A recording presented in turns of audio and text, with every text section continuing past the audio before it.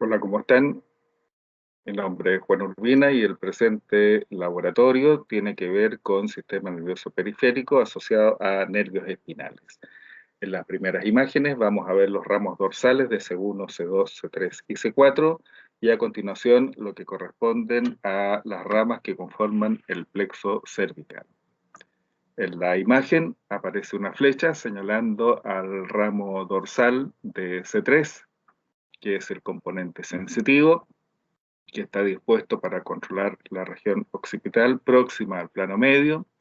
Después aparece el ramo dorsal de C2, que está dispuesto para controlar la sensibilidad de la región occipital intermedia, o nervio occipital de Arnold, o suboccipital mayor, y estamos observando también lo que corresponde al ramo dorsal de C4, que queda dispuesto para controlar la sensibilidad de la región cervical posterior. Cada uno de estos nervios sirve para controlar motoramente los músculos de la región cervical posterior, pero tienen la particularidad, sobre todo C2 y C3, de dirigirse hacia la región occipital, C3 próximo al plano medio y C2 en la región occipital intermedia. Observamos además un nervio que va avanzando por el borde posterior del esternocleidomastoideo, que es el componente sensitivo de lo que corresponde al plexo cervical, que tiene origen en ramos ventrales de nervios cervicales. Estamos observando una imagen que nos señala la posición del ramo dorsal de C3, el ramo dorsal de C2 o nervio de Arnold, el ramo dorsal de C4 y así sucesivamente van apareciendo una serie de nervios que van para controlar la parte motora de los músculos del dorso y los componentes sensitivos de la región dispuesta en planos horizontales, excepto C2 y C3, que avanzan verticalmente hacia la posición de la región occipital. Una aproximación del plano profundo de los músculos suboccipitales. Recordando, este es el músculo recto posterior menor, hacia lateral de él el recto posterior mayor, el oblicuo inferior y el oblicuo superior. En el medio del triángulo suboccipital aparece el ramo dorsal de C1, que está dispuesto para controlar solamente los músculos de la parte suboccipital, estos 4 pequeños músculos. No tiene componente sensitivo el ramo dorsal de C1, solamente tiene componente motor. Y observamos además apareciendo en el borde inferior del oblicuo inferior este nervio que es grueso y está dispuesto en la región occipital del plano intermedio y que es el ramo dorsal de C2 o nervio de Arnold. En la vista de la región occipital lateral, próximo al proceso mastoide, está el nervio occipital menor que corresponde entonces al plexo cervical. El componente sensitivo del plexo cervical, es decir, los ramos ventrales de lo que corresponde a C2, C3 y C4, recordando que C1 no tiene componente sensitivo, tiene una aparición en el borde posterior del esternocleidomastoideo justo a nivel de un punto medio. Y estos componentes sensitivos del plexo cervical, uno de ellos cruza verticalmente, superficialmente al esternocleidomastoideo. Ese nervio se denomina auricular magno. Hay otro que sube recorriendo el borde posterior y se dirige hacia el pabellón auricular. Ese nervio se denomina occipital menor. Otro nervio lo que hace es recorrer horizontalmente y hacia adelante el esternocleidomastoideo, es el nervio cervical transverso. Y finalmente hay un nervio que recorre hacia la parte caudal, este borde posterior, y se organiza en 3 nervios que se denominan supraclaviculares. Dependiendo de la posición, supraclavicular medial, supraclavicular intermedio y supraclavicular lateral.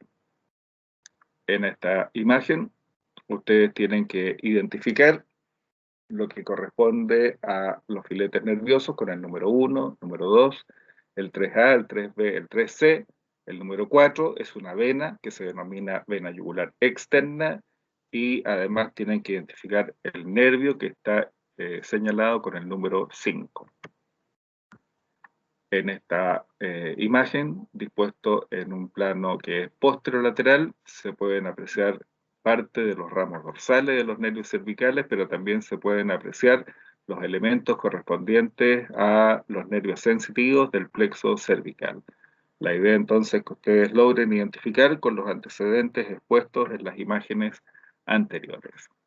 El componente motor de C1, C2, C3 y C4 está dispuesto en la parte profunda. Para poder observarlo hay que sacar los músculos que están en un plano más superficial, y este elemento vascular que está señalizando el láser corresponde a la vena yugular interna, que es atravesada por un filete nervioso que proviene del ramo ventral de C1. Esta es la raíz superior de C1. Esta es la raíz inferior que proviene de C2 y de C3, ramos ventrales, que se anastomosan y forman una estructura nerviosa que se denomina el asa cervical.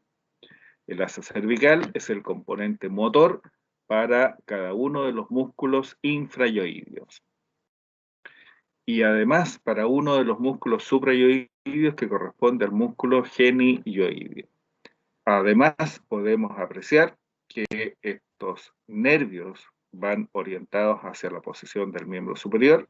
Estos son los ramos ventrales de C5, C6, C7, C8 y T1, que emergen entre los músculos escaleno anterior y el escaleno medio. Observamos a varios de los músculos infrayoidios, el esternoyoidio, el tiroyoidio, el homoyoidio, y uno de los músculos que está en la parte superior, que es el genioideo. Este asa cervical, si ustedes se fijan, hay una serie de filetes nerviosos que está dispuesto para controlar a cada uno de estos músculos.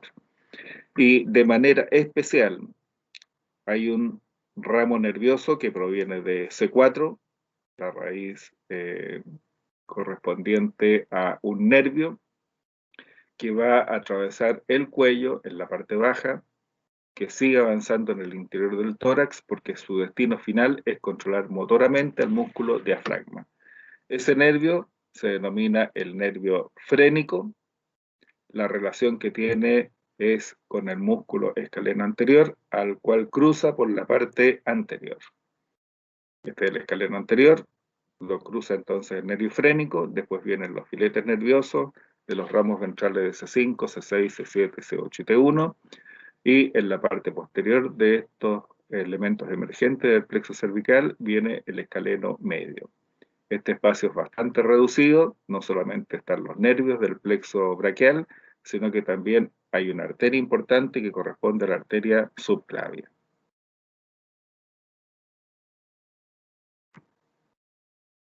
Una vista por la parte anterior, vemos los músculos infrayoidios, el músculo esternoyoidio, lateralmente a él el homoyoidio, profundo a él el esternotiroidio, y un músculo bastante corto que es el tiroyoidio. En la parte superior, un músculo que es profundo al miloyoidio, que se denomina genioidio, son controlados entonces por este elemento que corresponde al asa cervical. Además, apreciamos que cruzando al músculo que corresponde al escaleno anterior está lo que corresponde al nervio frénico.